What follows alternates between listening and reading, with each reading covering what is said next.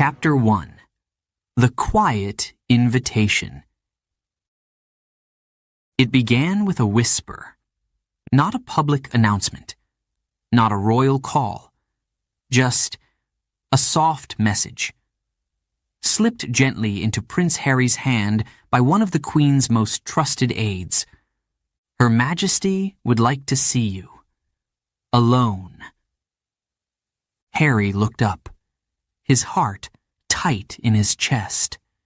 He didn't speak, just nodded, slowly, as the words echoed inside him. He was already at Balmoral, but somehow this made the castle feel colder, quieter, as if even the walls were listening.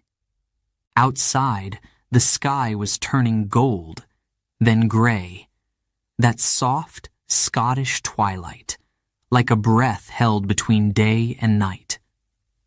Harry's boots clicked on the old stone floor, step by step. He walked the long corridor, one he knew well, and yet tonight, it felt different. His hand brushed against the cold railing. The scent of polished wood, lavender, and age filled the air. He passed portraits of kings, queens, soldiers, ancestors watching him, judging him, or simply waiting. He paused at a heavy wooden door, the one at the very end. He'd stood here before, as a boy, as a soldier, as a grandson, but tonight, he didn't know who he was, or who she would be, on the other side. He raised his hand, but didn't knock. For a moment, he simply breathed. Then softly, almost silently, the door opened.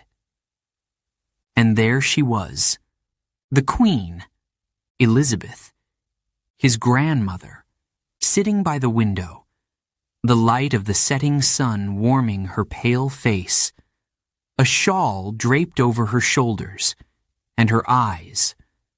Her eyes found his, and didn't let go. "Come in, Harry," she said, her voice thin but clear. So he stepped in, and closed the door behind him. What was said next would stay with him forever. Chapter 2. A frail smile. A familiar voice. He stood just inside the doorway, frozen. For a moment, he couldn't speak. She looked smaller, older, but still, somehow, unshakably her. Queen Elizabeth II. Her posture was soft but proud. Her hands, folded in her lap, trembled slightly, but her eyes, her eyes, still sharp, still kind, still full of something ancient and human. "Harry," she said again, more gently this time. "Come closer." That voice, so familiar. He'd heard it behind speeches, at ceremonies, at family dinners. But this time, it wasn't for the world. It was just for him. He stepped forward, slowly, carefully, like he was afraid the moment might shatter. She smiled. Not a formal, royal smile, but something warmer, softer, real. "You took your time," she said, with a tiny chuckle, her humor still there, even in the quiet of her final days. Harry tried to speak, but his throat tightened. So he just smiled back and sat beside her. There was a long pause. Neither of them rushed. The silence was thick, but it wasn't empty. It was filled with memories, afternoons in the garden, secret jokes in public moments, his mother's laughter echoing through the halls. The Queen reached out, her hand as light as a feather. She touched his gently. Her skin was cold, but her warmth was in her words. "I've missed you," she whispered. "Not just here, but you." Harry blinked. He wasn't expecting that. Not from her. He looked down, his hand in hers. "I've missed you too, Granny," he said softly. And in that second, he wasn't a prince. He was just a grandson, a boy, holding on to time. She nodded. Her gaze never left his. "Then let's not waste this moment," she said, almost in a whisper. "There's so much I want to say." And just like that, the weight of years, of distance, of silence, began to melt away. This was no royal meeting, no ceremony, no stage. This was heart to heart, and it had only just begun. Chapter 3. Tea, Silence, and the Unspoken Years. The room was quiet. Not empty, not cold, but still. The kind of stillness that holds everything. Time, breath, memory. Harry sat beside her now, not too close, not too far, just close enough to feel her presence, to hear the soft sound of her breathing. A small table stood between them. On it, 2 cups of tea. Steam rose in thin, gentle swirls, like ghosts of afternoons long gone. Neither of them touched the tea. Not yet. The Queen's hand rested on the edge of her chair. Pale, calm. Harry's fingers were curled in his lap, restless, unsure. They said nothing, and yet the silence was full. Full of things they hadn't said, of years between them, of choices made, and feelings left behind. There was love. Yes, but also ache. Memories drifted like dust in the fading light. A garden in summer. A young boy laughing, chasing dogs. A grandmother watching from the window. And then a hallway. A hospital. A funeral. So many quiet moments. So many unspoken words. Harry looked at her. Not as the Queen, but as his grandmother. The woman who had always seemed so strong, so certain. But now, she looked tired and wise and kind. He reached for the tea, finally, lifted the cup to his lips. The taste was soft, simple, a little bitter. He smiled faintly. It was exactly how she always made it. Then she spoke, so quietly. It almost didn't break the silence. "You've come far, haven't you?" Harry froze. The question wasn't about distance. Not really. It was about everything. He swallowed. His voice, when it came, was low. "Yes," he said. "I think I have." She nodded. Just once. Her eyes stayed on him. "I've watched," she said. "I didn't always understand, but I watched." A pause. "And I worried." Harry looked down. He felt the weight of her words, like a warm hand on his shoulder. "I know," he whispered. I didn't want to hurt anyone." She smiled, soft, tired, forgiving. "But you were hurting," she said. That truth, it sat heavy between them. "I missed this," he said. "Us. The quiet.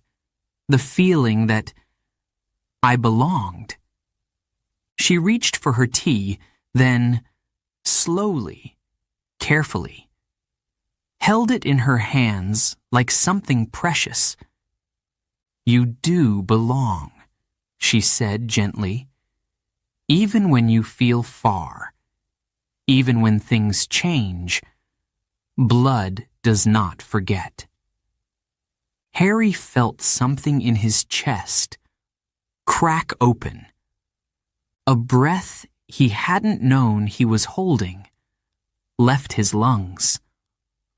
"I'm sorry," he said.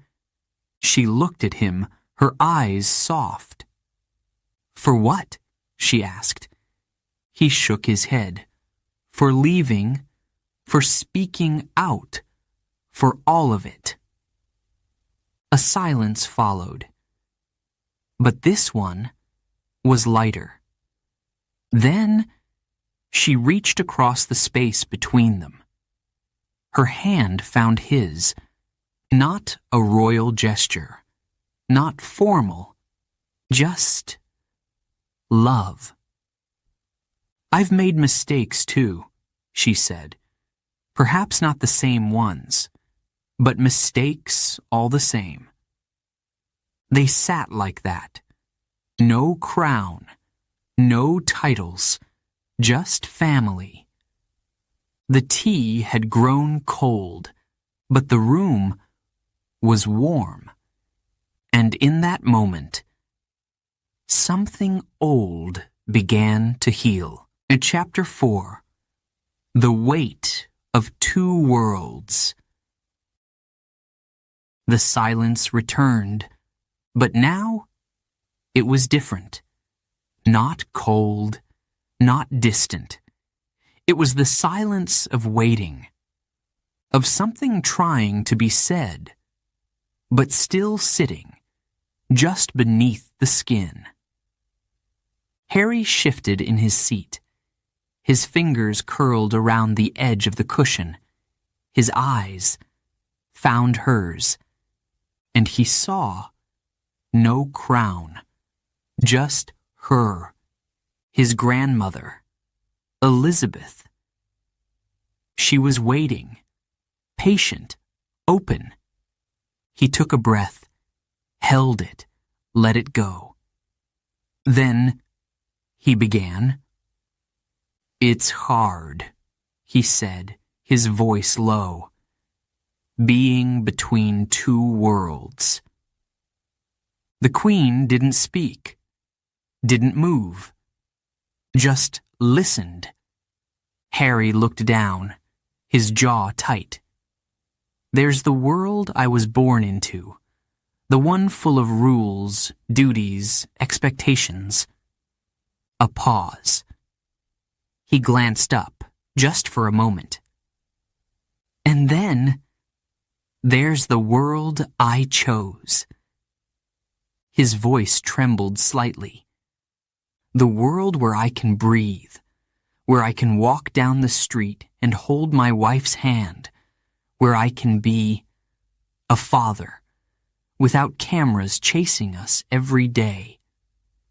He ran a hand through his hair. "But sometimes, even in that world, I feel lost." She watched him. Still no judgment. Still only love. Harry's voice cracked. And I wonder, did I betray something? Or did I save myself? The Queen blinked slowly, her gaze never leaving his. I wasn't trying to hurt anyone, he said, louder now. I couldn't stay. A long breath. I couldn't pretend anymore. Pretend that everything was fine. Pretend that I didn't hear the whispers, the headlines, the silence when I asked for help. His hand clenched. I needed to protect my family, he said. My wife, my children, myself. His throat tightened again. But it's heavy. He looked her in the eye. This guilt, it follows me. And there it was, the truth, spoken at last. The Queen leaned forward, slowly, delicately. Her voice was barely a whisper. I know. Harry blinked. She nodded gently. I know it's heavy, and I know you carry it every day. A pause. But Harry, your heart was never disloyal. That sentence landed like a soft stone. He closed his eyes for a moment, breathed in, felt something move inside him. I made choices too, she continued. Some that hurt, some that healed, but none were simple. Her gaze softened even more. You didn't walk away from us, Harry. You walked towards something you believed in. She placed her hand over his. And I see that now. He looked at her, the edges of his eyes wet. But do they? He asked. Do they see me? Or just the space I left behind? A long silence. Then she spoke, her voice full of quiet strength. Some will never understand, but that is not your burden. A tear slipped down his cheek. I wanted to make you proud, he whispered. She smiled, that same frail, warm smile. You already have. And just like that, the weight on his shoulders shifted, not gone, but lighter. They sat in silence again. This time, it didn't feel like absence. It felt like peace, like truth. And for the first time in a long, long while, Harry felt seen. Chapter 5. Her Majesty's Regrets. The room grew still again, but this time, it wasn't silence of distance. It was silence of wait, something unsaid, waiting. The Queen sat back, her hand still gently resting over Harry's. Her fingers were light, fragile, like old paper. But her gaze was strong. And then she spoke. Do you know, she said slowly, there are many things people assume I've never done? Harry looked at her, unsure. Like cry, she added with a small smile. A pause. I have, of course, in quiet, in private, when no one was watching. She turned to look out the window. The last light of day was slipping behind the hills. There's something about this family, she said, her voice low. We are taught from the beginning to endure. Harry nodded softly. He knew that lesson too well. To stay still, she continued, when your heart wants to run. To smile, when everything inside you is breaking. A long breath. Duty, she whispered. It builds walls, beautiful walls, golden even, but still walls. She looked at him now. Director, brave. And I fear, she said gently, that sometimes those walls kept you out. Harry said nothing, but his eyes were full. I watched you, Harry, she said, from afar, far too often, and I said too little. Another breath. I wish I had told you sooner how proud I was, how much I saw your mother in you, how deeply I admired your courage, not just on the battlefield, but in life. Her hand trembled slightly. I thought silence would protect you, that not speaking was the royal way. She closed her eyes for a moment. But now, at the edge of my days, I see how wrong I was. Harry's voice came, soft. Granny. But she raised her hand, not to stop him, just to finish. I regret the distance, she said. I regret the coldness we let grow between us. I regret not coming to you sooner, not making the time, not breaking the rules, when your heart needed something real. Tears were falling now. Quiet ones, her own, and Harry's. I wanted to be more than a queen to you, she whispered. I wanted to be someone you could run to, not run from. Harry leaned forward gently. You still are, he said. Her lips curved into the faintest smile. But I should have told you, Harry. I saw you, even when you couldn't see me. And I loved you. I love you, just as you are. He bowed his head, tears sliding down his cheeks. His hand reached for hers again, firmer now, grateful. I forgive you, he said. She looked surprised, but also relieved. She squeezed his hand back. And I forgive myself, she said quietly, because at the end of a life, there is no point in carrying shame, only love. The fire crackled softly. Outside, night had fully fallen. But inside, something had been lit. A truth, a bond, a release, not of title, not of name, but of soul.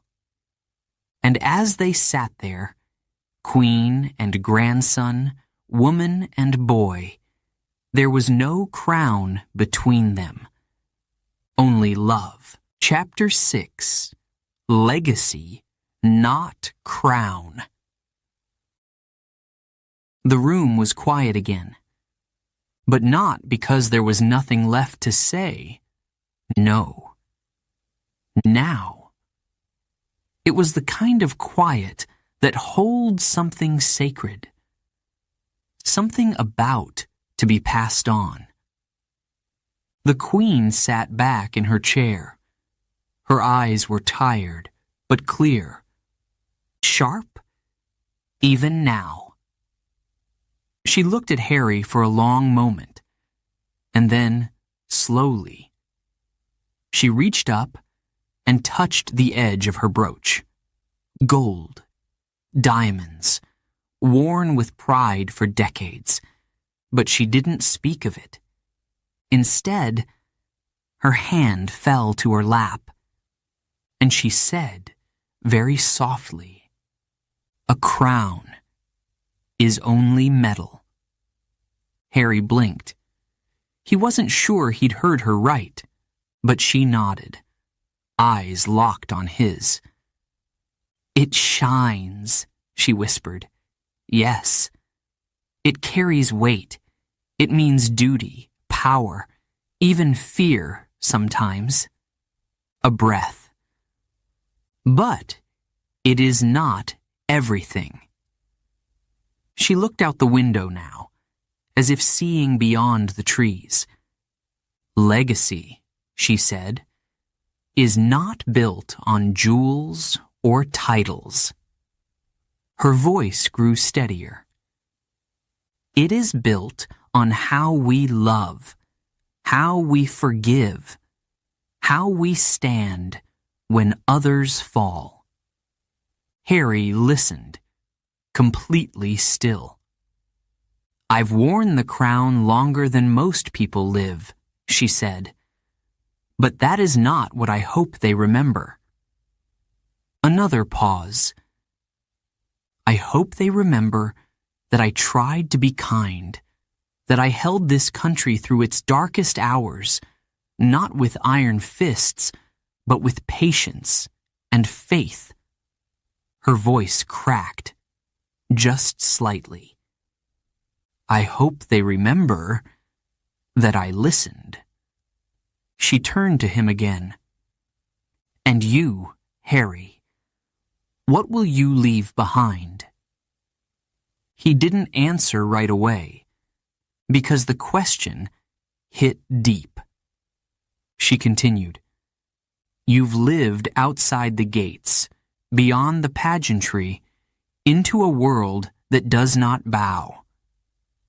Her eyes softened. "That takes courage."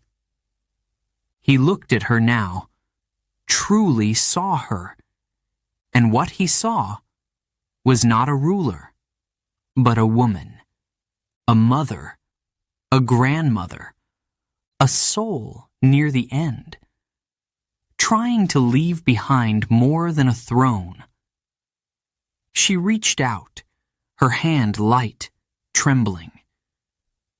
"You carry her, you know," she said. Harry's breath caught.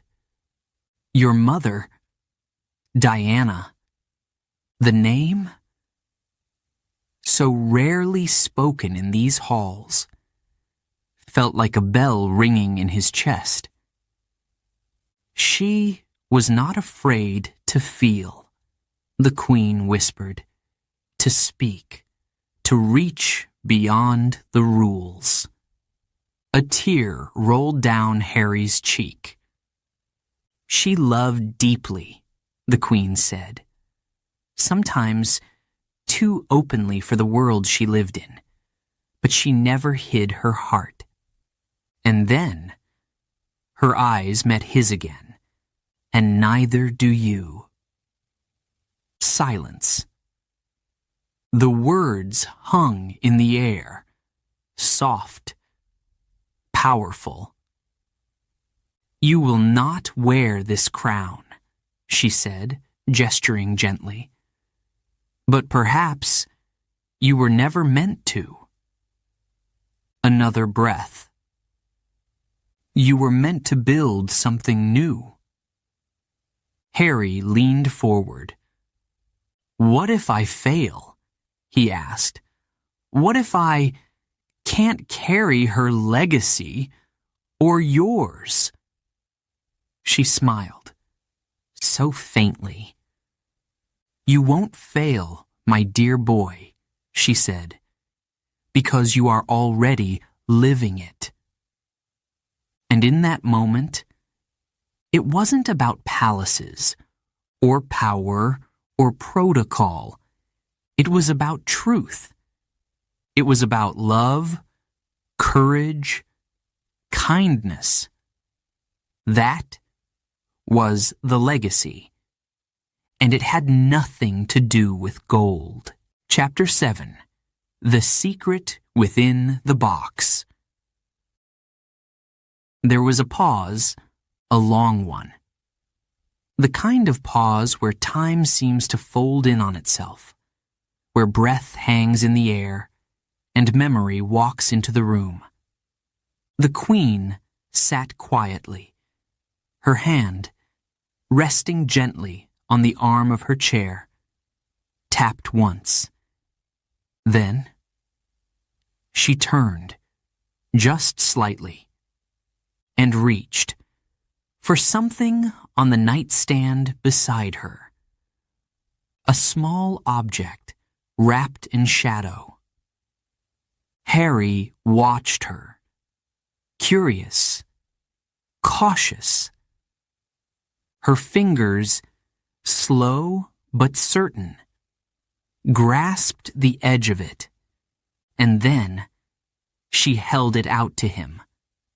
A box, small, wooden, dark from age, carved with delicate roses, and sealed with a tiny brass clasp.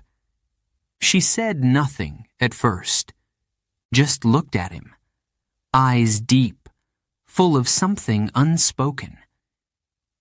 Harry reached out, carefully, and took it.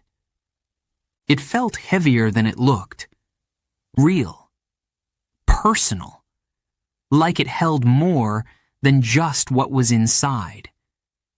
He looked up, question in his eyes. The Queen's voice came soft and slow. It was hers. Harry froze.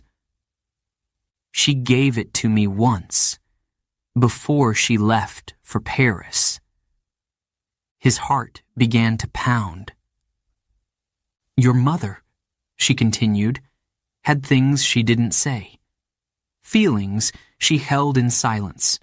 Dreams she kept in her heart and nowhere else. Her eyes never left the box. I think she wanted you to have this, but not when you were a boy. A pause. Only when you were ready. Harry's fingers touched the clasp, but he didn't open it. Not yet. He held it, like something sacred. She trusted me with it, the Queen whispered. And now, I trust you. Harry swallowed hard. What's inside? He asked quietly. She gave a small smile. I never opened it, she said. Some things are not meant to be shared. A long breath. Not everything must be spoken, she added. Some things are meant to be kept.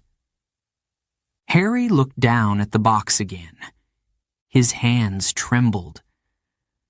1,000 thoughts rushed through him. What could it be? A letter?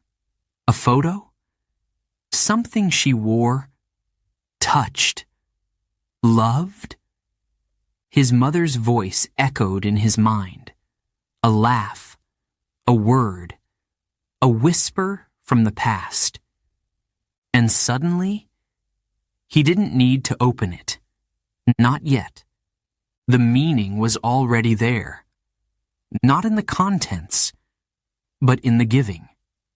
A bridge between mother and son, between past and present, between silence and understanding.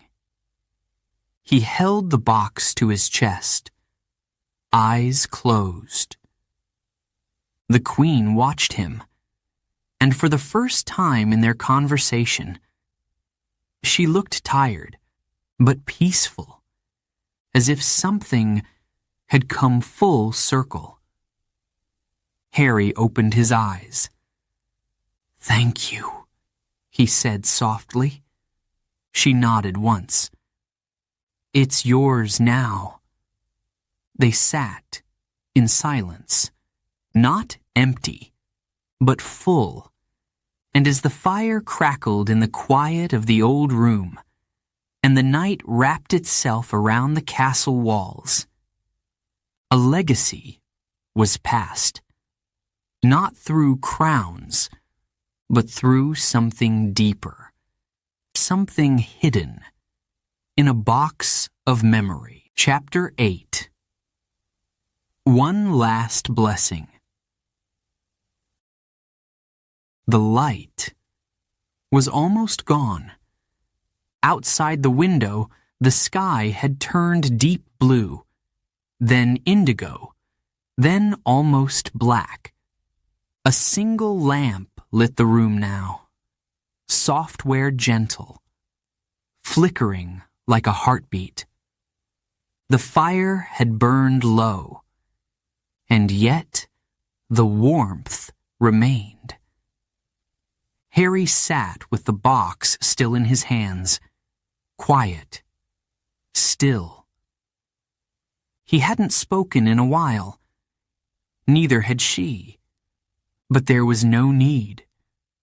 The silence between them was full. Full of meaning, full of peace. And then she reached for him, her hand slow, trembling, found his. It was warm. So warm. Harry looked down at their hands. So many years between them. So many stories. So many days. And yet, in this moment, they were simply two souls meeting at the edge of goodbye. "Harry," she whispered. His eyes lifted. She smiled, small but sure. "There's something I want to give you," she said, "before I go." He leaned closer, afraid of what she might say next. "Not a title," she continued. "Not a role. Not something made of gold or name." She squeezed his hand, gently. "This is not royal," she said. "It's human." Harry's throat tightened. "I forgive you," she said softly, "for leaving, for speaking, for hurting." A pause. "And I thank you." His eyebrows lifted, surprised. "For what?" Her voice cracked, just a little. "For being true," she said. "For being brave enough to follow your heart when others didn't understand. For protecting your family. For holding on. To love." Harry blinked hard. The tears came without shame now. He didn't try to hide them. "And now," she said with all the strength she had left, "I ask only one thing." He leaned in, heart pounding. "Carry on," she whispered. A beat. "But not in my name, Harry. Not for the crown. Not for duty." Her eyes locked with his. "Carry on, in your name." The silence that followed was deeper than before. Not heavy, but sacred. Like the closing of a chapter, written with care. Harry nodded, slowly. "I will," he said. The Queen smiled once more. Her thumb brushed his hand. "You have your mother's fire," she whispered, "and your own light." She leaned back, her body small against the chair, and her eyes never left him. "I'm proud of you," she said, "not as your queen, but as your granny." Harry pressed her hand to his lips. "I love you," he whispered. Her smile remained. "I know," she breathed. Outside, the wind moved through the trees. The castle seemed to sigh, and in that soft, fading light, Harry received something far greater than a crown. He received a blessing, a final gift of grace, of peace, of love, untouched by duty, unchanged by time. Chapter 9. The Walk Back Down the Hall. The door closed, softly, almost like a whisper. Harry stood there for a moment, just outside her room, the wood behind him still warm from the touch of his fingers. The box, tucked gently under his arm, felt heavier than before, but not because of what was inside. Number. Because of what it meant. What had just passed could never be spoken in public, could never be repeated, and yet it would live inside him. Forever.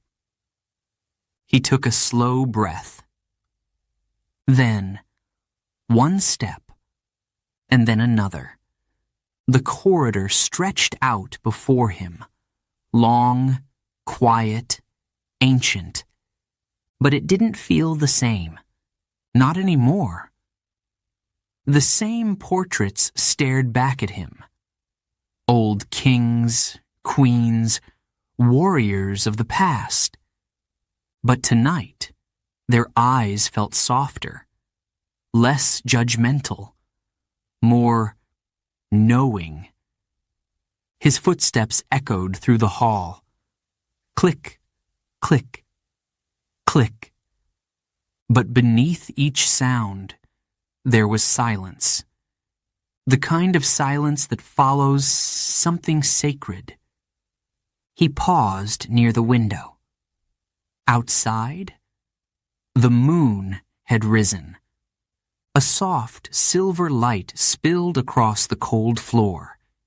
It touched the carpet, the walls, the edge of his shoes. He looked down at the box in his hands. The carvings, the roses, the lock that hadn't been opened. He didn't need to open it. Not yet. Not tonight. Because the message had already been delivered, not with words, but with love, with forgiveness, with something unspoken, and yet completely clear. He felt the tears come, not sudden, not loud, just slow, real. He wiped his cheek with the back of his hand, but they kept falling, and for once, he didn't care. No one else was here, no cameras, no eyes, just him and the hall, and the echo of her voice still in his ears. Carry on, in your name. The words filled the space around him, and something inside his chest shifted. Heaviness. Yes, but also something lighter. Peace. Maybe not complete, but beginning. He walked on, past tapestries, past doors he used to run by as a child. The hallway that once felt like a tunnel, now felt like a bridge. A path between the boy he was and the man he was becoming. And in his hands, he carried her final gift. Not the box, but her blessing, her trust, her belief that he could walk forward, not in her shadow, but in his own light. He reached the staircase at the end, paused, looked back once, the corridor behind him, dim and golden, still, and somewhere beyond that wooden door, she was still there, not just in body, but in spirit, in memory, in love. He didn't speak. He didn't need to. He just nodded, once, then turned and walked down the stairs, step by step, into the night, and into a world that suddenly felt new. Chapter 10. What Matters Most.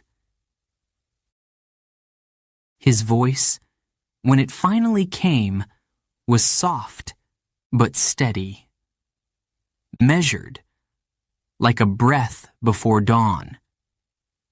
He was no longer in the palace, no longer in that long golden hallway, or the quiet room where the queen had once sat. Now, he stood alone, somewhere quiet, somewhere open, under sky, under stars, and under the weight of everything he now carried. The box still in his hand, her words still in his heart, and in the stillness he began to speak. Not to the world, not to the press, not to a crowd, but to us, to anyone who might be listening. To those who wonder, he said, what it's like to walk away. A pause. It's not easy. Another breath. To leave behind tradition, titles, a name built for you before you ever had the chance to speak your own. He looked out into the dark. To step away means stepping into silence. He touched the box gently, but it also means stepping into truth. A soft wind moved around him. She told me that a crown is only metal. He smiled. But love, he said, his voice growing quieter. Love endures. He looked up at the stars now, perhaps thinking of her, perhaps thinking of Diana, or maybe both.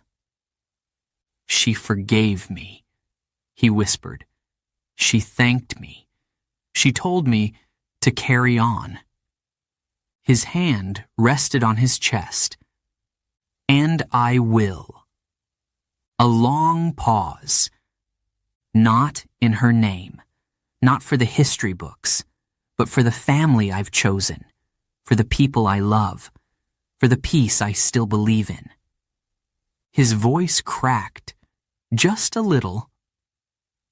People think family is blood, he said, and yes, sometimes it is. But sometimes, he continued, it's the ones who show up, the ones who listen, the ones who hold you when you fall.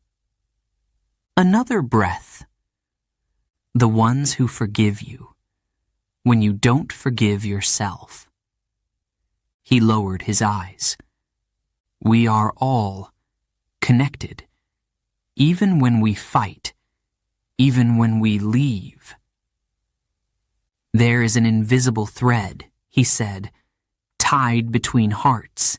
It stretches, bends, sometimes even breaks. A pause. But it never truly disappears. And then, his voice softened even more. What matters most, he said, is the love we choose and the memories we keep alive. Silence followed. Not empty, not sad, but full. Full of her voice, her hand on his, her final smile. Harry looked at the box one last time, then tucked it gently into his coat and walked forward, into whatever would come next. Not alone, not anymore. Because some goodbyes are beginnings in disguise, and some stories live on.